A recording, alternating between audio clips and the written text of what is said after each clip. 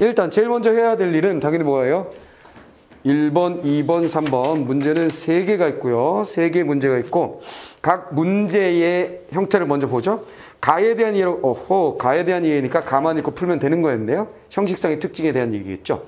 두 번째 문제는 보기가 있는데 그 보기가 기역부터 미음을 탐구한다 그랬으니까 가나 모두에다 기역부터 미음까지가 다 있죠. 가나에 모두 퍼져 있으니까 두 개 다 봐야 된다는 얘기네요. 대신 어쨌거나 보기를 먼저 보고 가는 거고 세 번째 문제는 다를 감상하라 그랬어요. 아하 얘는 다가 아니라 나를 감상하라 그랬어요. 그럼 나를 읽을 때 보면 되겠네. 자 그러면 우리는 가를 먼저 읽는다 해놓고 가에 대한 보기 두 번째의 보기를 먼저 핵심을 정리합니다. 독서에서는 보기를 먼저 정리하는 것을 안 해. 보기에서는 그래프나 도표나 이런 게 나왔을 때는 봐. 살짝 보는 거죠. 살짝 보고 본문에 그 언급이 되면 싹 연결해서 보려고.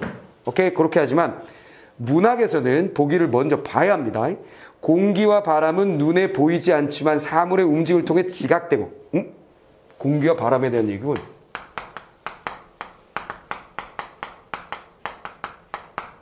지각이 될 수는 있다는 거야. 이곳에 공기가 있는지 바람이 있는지에 대해서는 우리가 사물의 움직임을 통해서 느낄 수 있다. 계속 움직이며 대상에 영향을 주는 힘으로 인식되기도 한다. 떠던. 자, 이거 중요한 포인트는 이거네. 바로 계속 움직이며 대상에 영향을 주는 힘. 공기나 바람을 우리는 어떠한 영향을 주는 힘으로 인식하기도 해요. 영향을 주는 힘으로 인식하기도 해요. 근데 이건 알지. 공기까진 몰라도 바람이 관습적으로 많은 시에서 어떤 의미로 쓰이는지는 알지. 바람이 긍정적으로 쓰일 때가 많다. 부정적으로 쓰일 때가 많다. 네? 바람. 쉽게 생각하면 돼. 바람이 많이 불면 좋아 안 좋아? 바람이 불어도 좋다고 하는 사람 없어. 그렇지? 응. 뭐 이렇게 서핑을 한다거나 연을 날린다거나 무슨 말이겠어? 이런 거 아니면 바람 부는 거 좋아하는 사람 거의 없습니다. 알겠어? 말이야 되는 것도 싫고 무슨 말이겠어? 여러 가지로 바람이 막 세게 불어서 좋은 건 없어요. 선선한 바람이 불 때는 긍정이지만 대부분의 바람이 그런 환경이 아니라 그냥 툭 나오면 보통 뭐로 많이 써요? 시련으로 많이 쓰이죠. 눈보라, 비바람, 바람이 이렇게 등장하면 시련으로 많이 쓰이는데 어쨌거나 여기서 영향을 주는 힘이래요. 인식되기도 합니다. 이런 속성이 시에서 어떻게 활용되는지 알아봅시다. 별거 아닌데?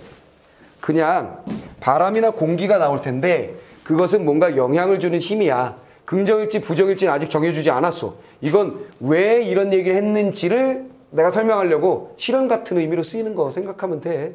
그런 것 때문에 이런 말 나온 걸 거야 라고 말한 거지 이건지 저건지 우린 몰라요. 이건 몰라요. 그러니까 뭔가 영향을 주는 힘으로써 작품에 등장할 거다라는 것만 알고 넘어가면 되는 거죠. 자, 그러면 다음 단계 제목을 보는 거지. 바람이네. 제목이 뭐야? 바람이 불어. 그렇다면 우리는 보기가 너무 부실해. 너무 부실하지만 일단 바람이 뭐 영향을 주는 힘으로써 작용할 거다라는 것만 느끼면서 가면 되죠. 자, 하나, 둘, 셋, 넷, 다섯, 6개 연으로 되어 있네요. 첫 번째 연부터. 바람이 바로 나오네. 바람이 어디로부터 불어서 어디로 불려가는 것일까? 자, 우리는 단순하게 바람 잡고 어디서 와서 어디로 가는 걸까? 끝. 그냥 시청자는 궁금해하고 있다가 끝이야. 의미 부여하지 마. 이 바람의 의미가 무엇인지 해석하려고 하지 마. 오케이. 얘는 그냥 이거 어디서 와서 어디로 가지? 그냥 시청자는 뭔가를 궁금해하고 있는 상황인 것 같아요. 정도만 생각하면 끝. 그 다음에 두 번째. 바람이 부는데 내 괴로움에는 이유가 없다. 아주 중요한 단어가 나왔지 뭐. 괴로움. 왜? 정서를 드러내는 시어가 굉장히 중요하다 그랬잖아. 그치? 자, 그래서 기억해놓고 바람이 부는데 뭔 상관인데? 뭔 상관인지 우린 모르겠어. 자, 첫 번째 문장 있고 두 번째 문장 밑줄 친 기억. 바람이 부는데 넣었어요. 바람이 부는데 내 괴로움의 이유는 뭘까? 자, 시조가자의 정서. 나는 괴롭다. 그 이유는 뭘까? 자, 됐죠?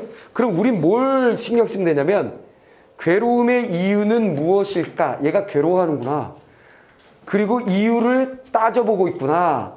오케이. 그러면서 뒤를 읽으면서 뭐야? 이 녀석이 왜 괴로워하는지 찾으면 끝나는 거야. 이해돼서? 자, 그렇게 된 거예요.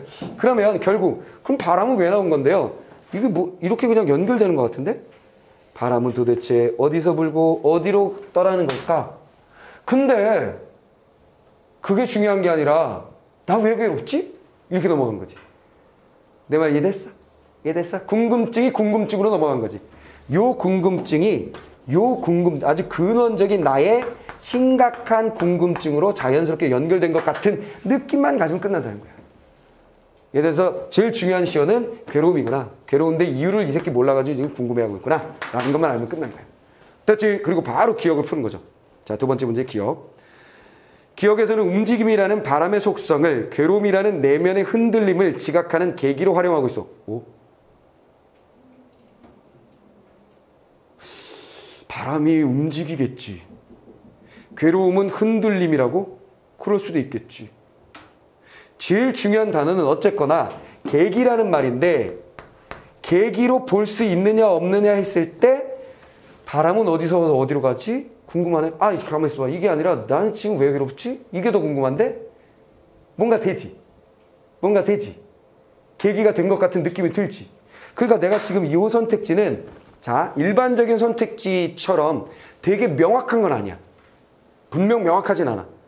근데 딱히 그렇다라고 말할 것까지도 없지만 딱히 아니라고 딱 부정하기도 어려운 애매한 상황에 내가 놓여 있다는 거야. 근데 왜인지 내가 지금 설명한 거야. 출제자 무슨 생각한 거냐면 바람이 부는데 이게 어디서 가지? 그럼 이 바람은 어디서 근데 이 괴로움은 내 마음의 흔들림은 이런 식으로 오버해서 해석을 한 거야. 출제자는. 근데 이건 내가 권장하는 사항이 아니지. 이런 오버해서 하지 말라 그랬어 나는. 그래서 근데 출제자가 한 거야. 근데 그 출제자가 한 것에 대해서 우리가 판단할 때는 판단을 유보한다. 즉 1번 선택지에 대해서는 그럴 것도 같기도 하고 아닌 것도 같기도 해요. 그냥 냅두는 거예요. 이렇게. 이거 X하면 안 되지. 그럼 냅두려면 X하면 안 되지. 냅두는 거야. 그럼 뭐야? 얘는 그냥 물음표 이렇게 하는 거죠. 근데 얘는 맞는 설명이야. 왜 맞는 설명이었냐? 왜 맞는 설명인지는 내가 설명을 방금 한 거야. 약간 얘가 추리 상상 해낸 거야. 바람이 부는데 바람이 궁금하다가 결국 자신의 내면의 괴로움, 또 다른 흔들림이라고 볼 수도 있는 괴로움에 대해서 궁금한 것으로 연결되고 있군. 이렇게 해석한 거야. 내 말에 대해서. 근데 여러분들이 이런 해석을 해내라는 요구를 나는 하지 않는다는 거지. 내 말 이해되죠? 그렇게 넘어가고. 자, 그 다음에 내 괴로움의 이유는 없다 그랬잖아. 그래놓고 세 번째 문장 가서 다시 괴로움 받고 내 괴로움의 이유는 없을까? 이유가 다시 받고 없을까? 내 괴로움의 이유는 없을까? 라고 질문을 따당 던졌어요. 큰 차이가 나진 않지. 이해됐지? 내 괴로움에는 이유가 없다. 근데 이유가 없는 걸까? 계속 궁금. 자, 단 한 여자를 사랑할 일도 없고 시대를 슬퍼한 일도 없다. 어허. 그러니까 이유가 없을까라는 질문에 대해서 이런 대답을 하는 거지. 내가 사랑 때문에 그러나? 아니, 나는 사랑해 본 적이 없어. 그러니 사랑 때문에 아파 괴로울 이유는 없지. 그치? 그 다음에 또 뭐야? 시대를 슬퍼한 적도 없다. 시대를 걱정하거나 슬퍼한 적도 없어. 그러니 그것 때문에 괴로운 것도 아닌데 난 괴로워. 왜 그러지? 근데 사실은 우리가 작가가 누구였어요? 윤동주잖아요.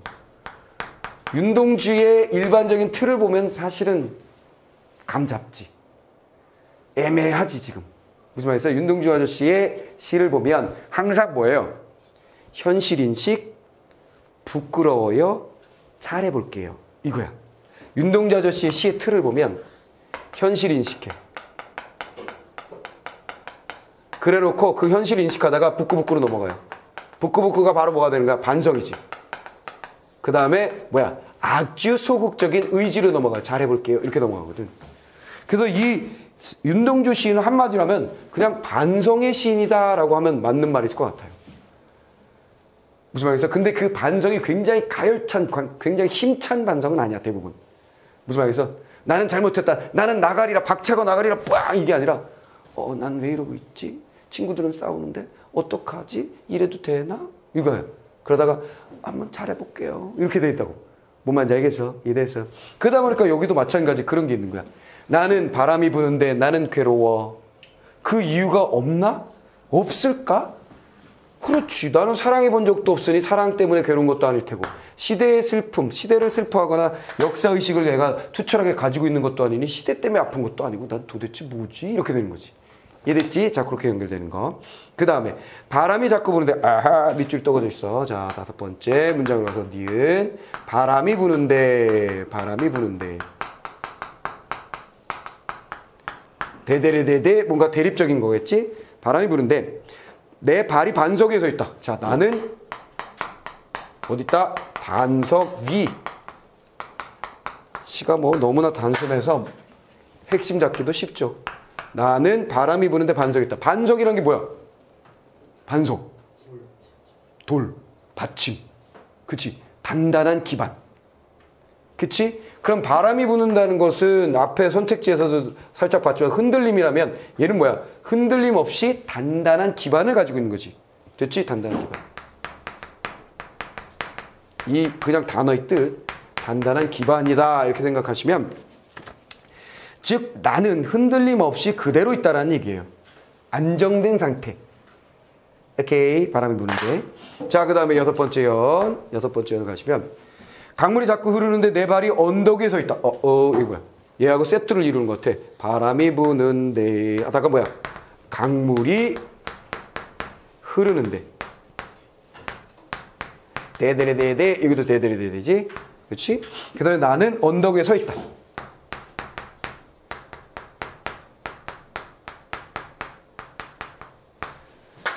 자, 그럼 이거 언덕. 이것도 단단한 기반인가? 그런 것 같진 않은데. 자, 그러면 이렇게 끝이야. 그리고 일단 니은을 풀어봅시다. 니은. 끊임없이 움직이는 바람의 속성을 활용해서 내 발을 반석 위로 이끄는 힘을 보여주고 있다. 부는데 난 여기 서 있다 그랬잖아. 그럼 얘가 날 여기다 데려다 준 게 아니잖아. 나와 얘가 지금 뭔가 차이가 나는, 그래서 안 되는 것처럼 느껴지잖아. 그럼 얘 완전히 틀렸지, 문장 자체가. 이해됐어요? 그 1번은 아리까리했고 2번은 완전히 틀렸고라고 푸는 게 맞다라는 거야, 내 얘기는. 이 시를 이게 연계가 됐든 연계가 되지 않았든 간에 그렇게 푸는 게 맞아요. 이해됐지? 자, 그럼 기억부터 니은까지 끝났고, 그 다음에 가에 대한 이해로 가장 적절한 거 첫 번째 문제를 먼저 풀어볼게요. 요거에 대한 부연 설명은 조금 이따 하고, 불려가는 이라는 피동 표현을 통해서 불려가는, 바람이 불어서 불려가는 걸까? 그리고 바람이 불려가는 것. 피동 표현을 통해서 자신이 처한 현실에 순응하려는 화자의 태도를 강조하고 있다 그랬어요. 응? 화자가 순응하려는 태도를 드러내고 있습니까? 그리고 별 관련이 없어 보이는, 그냥 뭔가를 떠오르게 해주는 정도의 의미를 가지고 있을 것 같은 바람이라는 녀석을 통해서 화자의 순응의 태도를 드러내는 것은 적절치 않아 보이죠. 그럼 땡. 잘 모르겠으니까 땡. 이유가 없을까라는 물음을 형식으로 화자의 정신적 고통에 대한 이유가 없음을 단정하고 있다 그래서, 이건 중요한 말이죠. 자, 여기서 단정하고 있다 그래서 단정하고 있다. 단정적 어조 이런 말 나오잖아. 단정적 어조가 나올 때의 일반적인 종결 어미는 뭐예요? 평서형이에요, 평서형.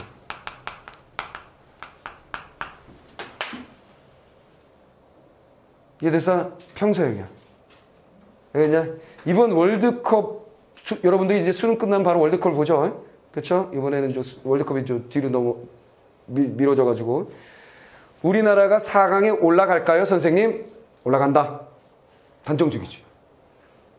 올라갈까? 안 단정적이지. 무슨 말 이해됐어? 그럼 갈까? 뭐일까? 의문 형태는 단정적이기 쉽지 않죠. 됐죠? 단정적이지 않습니다. 물음의 형식이 단정이 되긴 어렵다. 얘는 평서형이 주로 많이 나온다. 자, 그 다음 사랑한 일과 슬퍼한 일을 병치하여, 사랑한 일도 없다, 슬퍼한 일도 없다. 병치, 나란히 놓아서 맞고, 화자의 개인적인 불행이 시대에 대한 무관심의 원인임을 암시하고 있다. 사랑한 일도 없는데 무슨 개인적 불행이야. 그치? 그 불행이 시대에 대한 무관심의 원인. 시대의 무관심에서 여자친구랑 헤어졌대? 이거 완전 오반데? 이렇게 해석하면? 뭔 말 알겠지? 말도 안 되는 소리죠? 자, 땡. 없다의 반복을 하는 거예요. 없다가 맞네. 일도 없다. 두 번 반복됐으니까 반복됐지? 반복을 활용하여 자신의 삶과 내면을 응시하는, 화재 반성적 자세. 오, 윤동주면 그냥 그대로 그거잖아. 근데 이것도 없었다, 이것도 없었다, 자기 자신을 되돌아보는 거니까 이건 그대로 성찰이란 말은 어떤 상황에서도 맞는 말이지.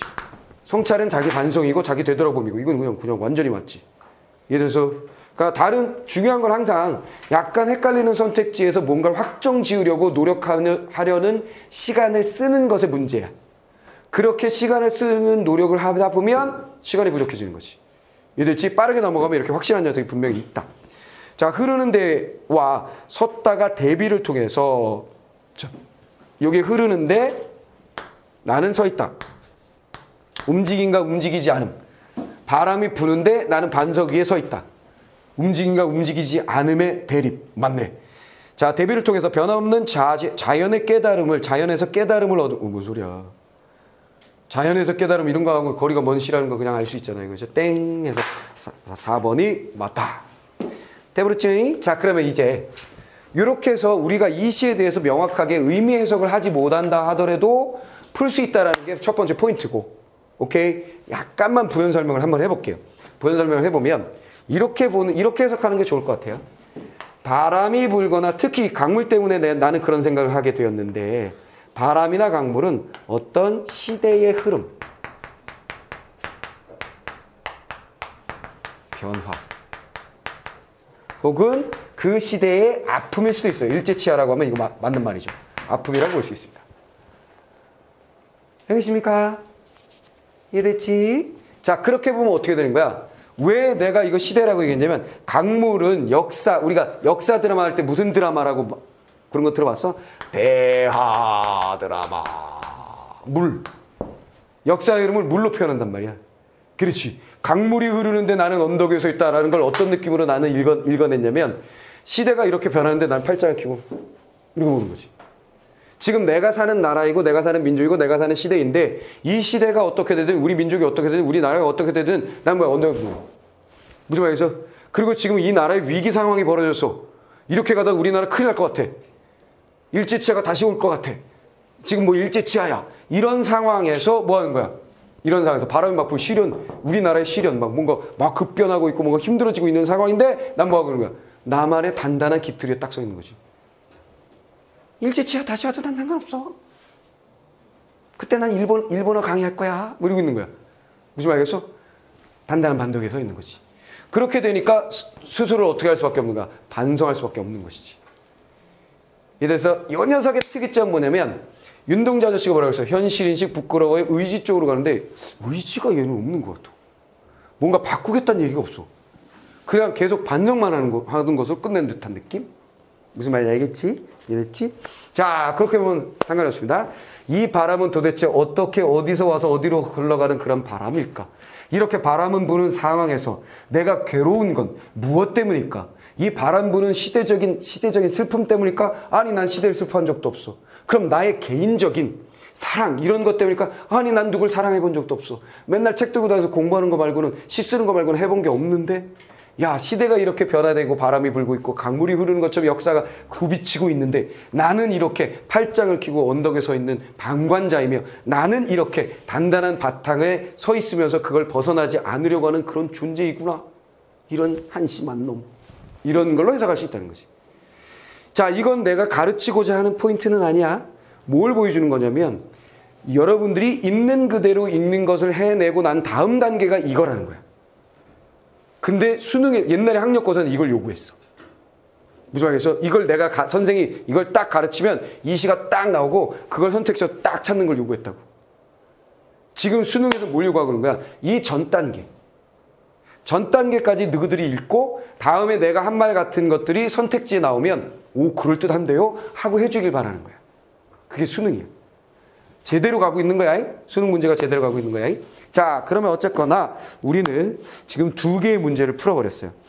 그리고 이 보기와 함께, 저 보기와 함께 또한 두 번째 보기를 이용해서, 2가지 다 이용해서 이제 또 나머지 문제를 사가닥 해결을 해버려야 됩니다. 나머지 문제를 해결해 보십시다.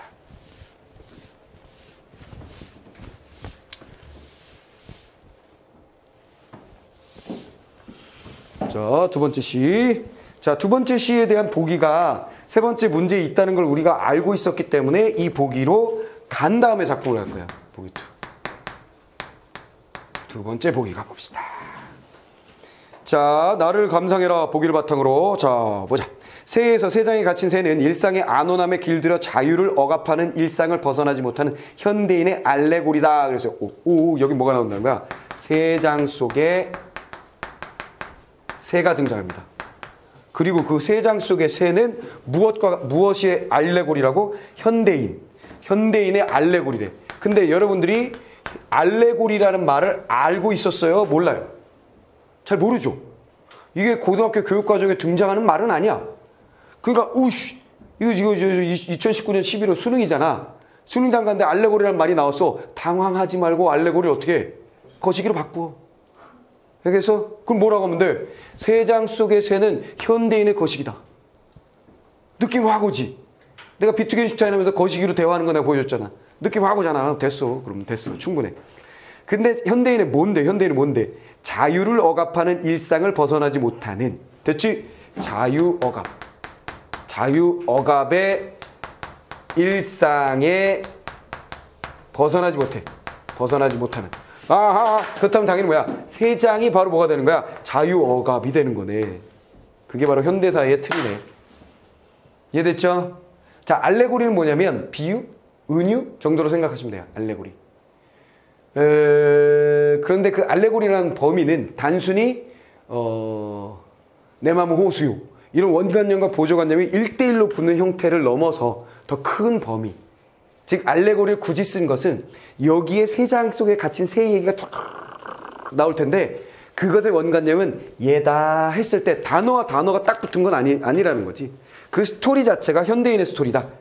그래서 좀 더 큰 범주의 용어로 알레고리란 말을 쓴 거예요. 그럼 우린 개뿔도 필요 없어. 알레고리란 말이 또 나온다면 알레고리가 나온다면 우린 뭐라고 생각하면 돼? 알레고리를 뭐라고 생각하면 돼? 그냥 은유, 비유 정도로 읽어내면 충분히 잘 읽은 거예요. 됐지? 빗댔다 이렇게 해도 되고 이해됐지? 상징한다 이렇게 생각해도 상관없어요.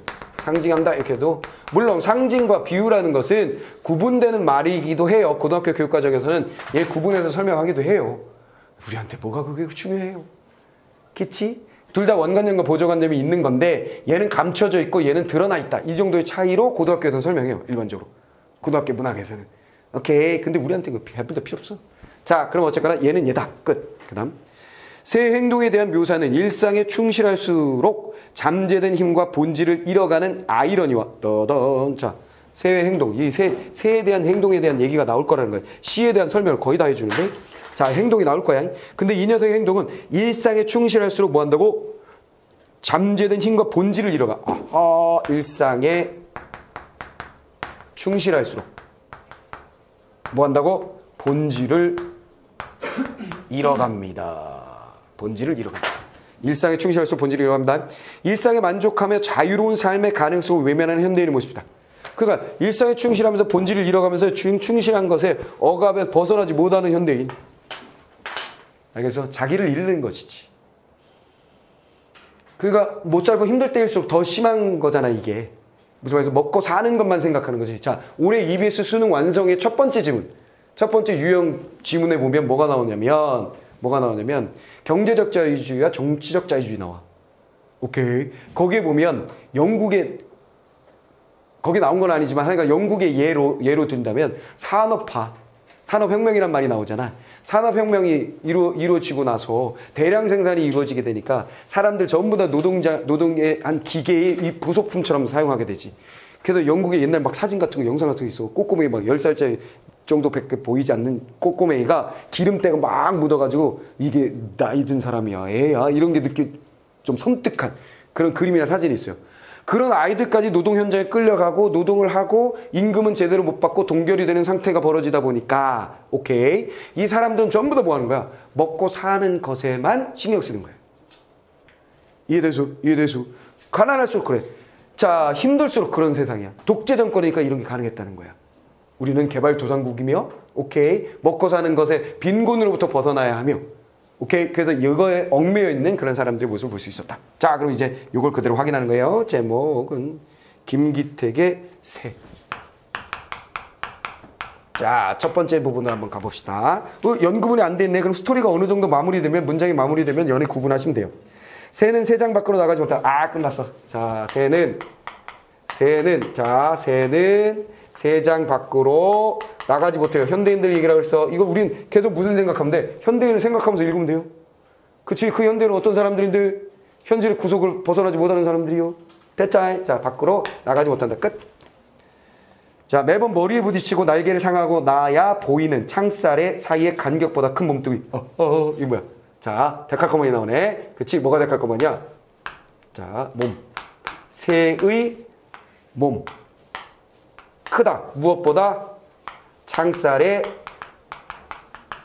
간격보다. 이렇게 되어 있는 거지. 이래서. 그러니까 이런 그 우화 같은 스토리 생각하면 돼. 새가 자유롭게 날아다니는데, 요즘 왜 이렇게 먹을 벌레들이 다 어디 간 거야? 이러고 있는데 어떤 사람이 와서, 야, 일로 와봐. 야, 일로 와봐, 새끼야. 너 이거 먹을 거 내가 잔뜩 놔뒀고, 이거 편안한 잠자리 있으니까 좀 쉬다가 한마. 정말요? 들어가. 그랬더니 틈이 넓어서 쏙 들어가서 먹고 잠깐 먹고 잠깐. 시간이 지나면서 어떻게 돼? 얘가 편안하게 먹고 날질 않으니까 점점 이렇게 된 거지. 그래서 친구들을 보고 싶다. 가야지. 어떻게 된 일이지 이게? 이거 하는 거야. 무슨 말 알겠어? 이해됐지? 이런 우리가 우화를 하나 생각해 볼 수 있겠죠? 우화를 하나 생각해 본 거야 내가. 자, 그 다음에 하늘과 산이 보이고 울음실은 공기가 자유로이 드나드는 따다. 자, 이거 뭐라 그랬어? 밑줄 친 디귿 해놓고 문제 내겠다잖아. 울음실은 여기는 공기였구나. 울음실은 공기가 어떻게 한다고? 자유로이 드나드는. 얘는 자유로워. 공기는. 아이고야. 이 공기는 새하고 대조적이네. 몸뚱이가 커서 이 창살을 드나들 수 없는데. 됐죠? 자, 울음실은이란 거, 이 울음은 누구 거야? 새의 울음이겠지 뭐. 됐죠? 그러나 살랑거리며 날개를 굳게 다리에 매달아 놓은 그 적당한 간격은 슬프다. 이 간격이 뭐죠? 이 간격은 그래도 어떻게 한다? 슬프다. 떠날 수 없으니 자유를 얻을 수 없으니 슬프다. 자, 공기는 자유롭게 드나들 수 있으나 몸이 비대해져서 간격을 극복하여 나갈 수가 없어서 슬프다. 이런 얘기야 그냥. 간단한 얘기야. 이해됐지? 그냥 스토리를 이해하면 돼. 끝났죠? 자, 그 다음에 자, 두 번째 부분 넘어가면서 자연스럽게 디귿 문제 한번 선택지 한번 볼까? 자, 선생님 이미 1번, 2번 기억, 니은 봐서 2번이 답이라는 거 알았어요. 근데 나 작품에 와서 디귿을 굳이 선택지를 확인할 필요가 있나요? 내가 뭐라 그랬어? 1, 2번에서 끝내지 말라 그랬지. 확신이 있어도 뒤로 넘어가라. 왜? 분명 그런 경험이 있다 누구나. 1번 답이네. 빵! 하고 더 끝났는데 엄마? 4번에 완벽한 찐따가 있었어. 이거 이렇게 되는 거. 우리는 한두 문제로 인생이 갈림길에서 뭔 말겠어? 그런 실수하지 말자고. 끝까지 보자고. 끝까지 보면 시간이 많이 걸리잖아요, 선생님. 아니 그러면 수능 볼 때까지 시간이 많이 걸리는 공부를 계속 하실 거예요? 수능 보는 순간이 되면 시간 안배도 잘 되고 빠르게 풀 수 있는 그거 연마해서 갈 거잖아. 무슨 말해서 그거에 맞춰서 우리는 공부를 해야지. 알겠어? 선생님 수업을 듣지만 저는 5등급에 만족할 거예요. 그럼 빨리 짐 싸서 가 그냥. 5등급 맞을 거라면 뭘로 국어 수업을 듣고 앉아있어. 그냥 놀다가 그냥 운 좋으면 5등급 나와. 4등급도 나오고. 무슨 말겠어? 돈을 내고 수업을 듣는다는 얘기는 1등급을 맞겠다는 얘기야. 뭔 말 알겠지? 그렇다면 우리는 한 문제도 소중해. 그래서 뒤로 가는데 그럼 얘는 왜 또 뒤로 가냐? 또 하나 이유가 있어. 얘는 이 작품을 이해하는 과정에서 정답이 2번인 거 찾았잖아. 그럼 3번과 4번과 5번 디귿과 리을과 미음은 뭐야? 이 작품에 대한 출제자가 준 설명이거든. 그치? 이거 같이 읽고 가는 거야. 그냥 같이 읽으면서 가는 거야. 내 말이 무슨 말인지 알겠지? 그래서 디귿은 뭔 거야? 자유롭게 창살 사이를 이동하는 공기의 속성을 새가 처한 상황을 부각하려 하려갔다. 그렇지. 얘는 자유로운데 얘는 못 나가잖아. 그래서 슬프잖아. 그래서 서로 대조되면서 부각이 되는구나. 환원하지. 됐지? 공기와 이거 대조, 부각. 끝. 자, 그 다음에 넓게 힘차게 뻗은 날개는 있고, 이게 뭐야? 그 몸에 날개는 있어요. 날개는 분명히 있어요. 닭도 날개 있잖아요. 됐죠? 날개는 있고, 날개가 힘껏 떠받쳐줄 공기가 있지만, 따단, 자, 밑줄 칠 이름 또 났네. 그치? 얘를 받쳐줄, 날개를 받쳐줄 공기가 있는데 공기 또 나왔네. 공기가 있음. 자, 공기가 있음. 그 다음에 있지. 만만한 해서 중요한 얘기가 뒤에 나오는 거죠. 새는 다만 네 발에 달린 짐승처럼 겁니다. 그러는 거야. 짐승이 되버렸어요. 네 발 짐승이 되버렸어요. 새는. 됐지? 쉽네, 뭐 씨는. 짐승이 됐다. 그래서 어떻게 하느냐? 바로 걷는다. 자, 포인트 뭐가 되는 거야? 날개가 있지. 만마라 만만만. 뭐 한다는 거야? 걷는다. 공기도 있지. 만마라 만만만. 걷는다. 이미 여기에 익숙해진 거야. 벗어나지 못하는 거야. 부지런히 걸어 다리가 굵어지고 튼튼해져서 닭처럼 날개가 귀찮아질 때까지 걷는다. 필요 없고 부연 설명이니까. 새 장문을 활짝 열어 놓아도 날지 않고 닭처럼 모이를 향해 달려갈 수 있을 때까지 걷는다. 계속 똑같은 말. 걷는다 세 번 반복했는데 어쨌거나 같은 얘기니까 필요 없지 우리는. 됐지? 그렇고 이거 리을 한번 확인해 볼까? 리을에서는 날개를 힘껏 떠받치는 공기의 속성을 활용해서 새의 날개가 공기의 힘을 이용할 수 있음을 암시하고 있다. 당연한 얘기네 이건. 그대로 있는 그대로잖아. 됐지? 자, 그 다음에 이제 세 번째 부분으로 가보겠습니다. 세 번째 부분. 자, 걸으면서 미음. 걸으면서 가끔. 자, 걷는다 딱 받고 걸으면서 뭐 어쨌는데 걸으면서 가끔 창살 사이를 세우고 있는 바람을 부리로 쪼아본다. 또던. 자, 뭐 하는 거야? 여기 이제 미음. 뭐 한다고? 바람. 여기 바람도 나오네. 바람, 복이 있었던 거. 바람을 어떻게 한다? 쪼아본다. 부리로 쪼아본다. 가끔 쪼아본대요. 바람을 쪼아본다. 자, 아직도 벽이 아니고 공기라는 걸 증명하듯이. 그 쪼아보고서 뭐 한다고? 바로 여기에 뭐가 있다는 거야? 벽이 아니야. 벽은 없다. 됐지? 공기만 있다. 증명하는 듯이. 유리보다도 더 환하고 선명하게 전망이 보이는. 자, 유리 없다. 이렇게 되는 거지. 유리가 없다. 자, 유리가 없다. 선명하고 전망이 보이고 울음소리, 숨내음, 자유롭게 움직이도록 고안된 공기. 그 최첨단 신소재의 부드러운 질감을 의미하라는 듯. 이게 아니라 그러니까 이거야. 너희들이 집을 졌는데 들어오세요 했는데 딱 이렇게 프레임만 딱 있어. 집이. 그 막 침대 있어. 이렇게. 들어오세요. 여기 비 오면 어떻게 해요? 아, 최첨단 소재예요. 공기는 통하고 빗물은 안 들어옵니다. 여기 출입이 돼요? 공기는 계속 들락거린다니까요. 저는 나갈 수 있어요? 살만 안 찌면 나갈 수 있어요. 아, 최첨단 소재네요. 즉 여긴 뭐야? 유리도 없어. 벽도 없어. 오케이? 언제든 공기가 오갈 수 있는 그런 최첨단 소재의 건축공학에 적용된 건물인 거예요. 그걸 확인하고 있어 얘는. 그래서 뭐 하는 거지? 살 빼고 나면 가야지 이러고 있는 거야. 내 말 이해됐지? 스토리는 간단하지? 어떻게 돼 있는 거야? 새는 새장 밖을 나갈 수 없다. 왜냐면 이미 몸이 비대해져 창살 간격을 통과할 수 없기 때문에. 공기는 거길 자유롭게 오가지만 그 좁은 간격이 새에겐 슬플 수도 있다. 하지만 이 녀석은 뭐야? 날개가 있고 공기가 떠받쳐주지만 날지 않고 계속 걷는 거에 익숙해진다. 그래 놓고는 가끔씩 바람을 콩콩콩 쪼면서 뭐야? 아직 아저씨가 벽을 만든 건 아니잖아. 콩콩콩 쪼면서 뭐야? 유리가 있는 것도 아니잖아. 이건 최첨단 소재지. 언젠간 나갈 수도 있어. 자유로운 거야. 나 자유로워. 나 구속돼 있다고 말하지 마. 이러고 있다는 거지. 이해됐지? 자, 끝나버리시오. 자, 끝났어요. 자, 그럼 이제 미음 한번 보시면 보이지 않지만 존재하는 바람의 속성을 활용해서 창살 사이에 빈 공간을 쪼는 새의 동작의 의미를 부여하고 있다. 그렇지. 완벽하게 맞는 말이지. 됐지? 자, 그 다음에 자, 마지막 문제. 몸이 창살에 부딪히고 나서야 창살의 간격이 보이는 새는 일상에서 갇힌 자신을 의식하는 현대인의 모습을 보여주는 것. 그렇지. 우리가 갇혔다는 걸 어느 순간에 의식할 수 있는 거야. 무슨 말해서 최근에 애니메이션으로 나온 것 중에 제목이 뭐지? 전태일이라는 아저씨 알아? 전태일이라는 아저씨를 옛날에 영화도 있었고 흑백 영화 있었어요. 소설책 있고요. 그 다음에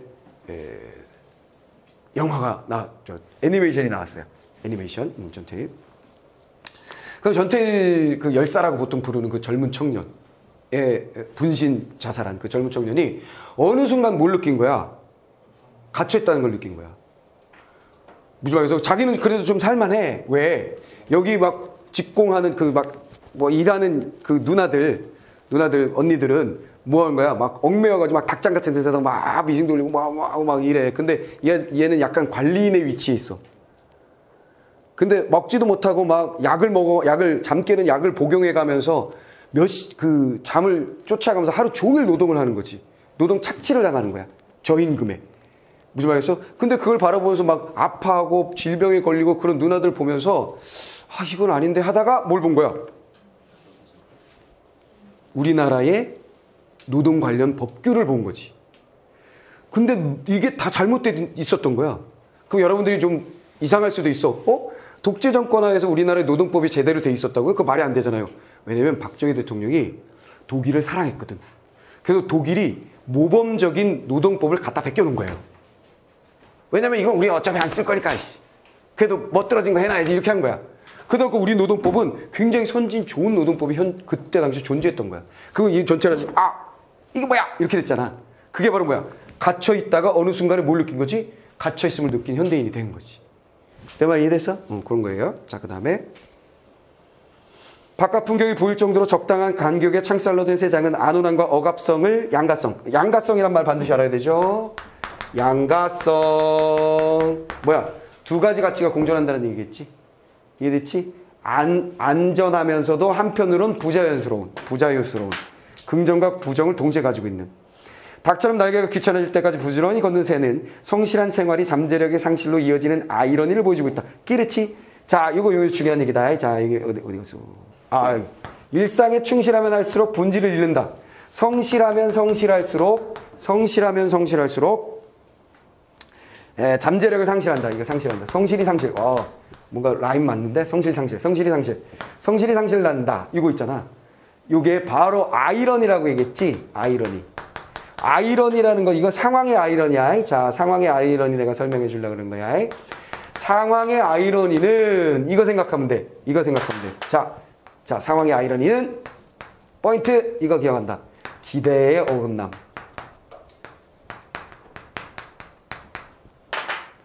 이해됐어? 항상 아이러니는 반어란 말이야. 반어는 반대잖아.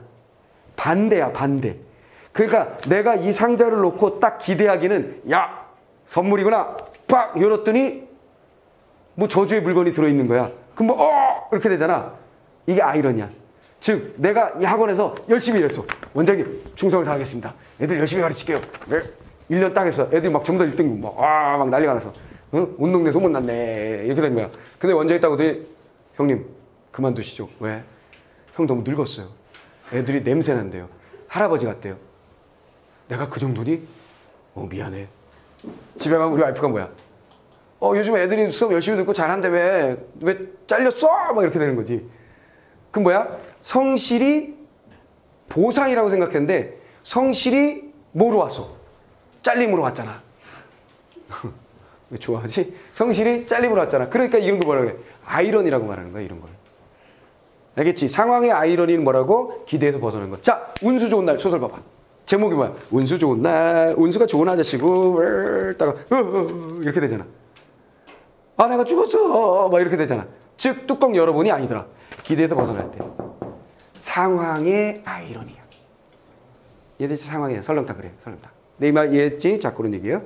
자, 그 다음에 이제 세상의 문이 열려도 날지 않고 모의를 향해 달려갈 수 있을 때까지 걷는 새. 자신의 본질에 충실하다 보니 오히려 자유를 아니지. 본질을 잃었다 그랬는데 뭔 소리야. 바로 앞에도 있었는데. 됐죠? 하늘을 자유롭게 날도록 날개를 밀어 올리는 공기를 음미할 대상으로만 여기는 듯한 새는 자유로운 삶의 가능성을 외면하고 일상에 안주하는 현대의 모습을 보여준다. 오케이. 맞다. 끝. 돼서 어떻게 하는지 알겠어요? 알겠어요? 자, 그래서 우리는 또 2개의 시를 공부한 게 아니라 2개의 시를 가지고 읽고 푸는 걸 연습한 거야. 알겠지? 또 다른 시에서 이걸 연습하고 또 연습하고.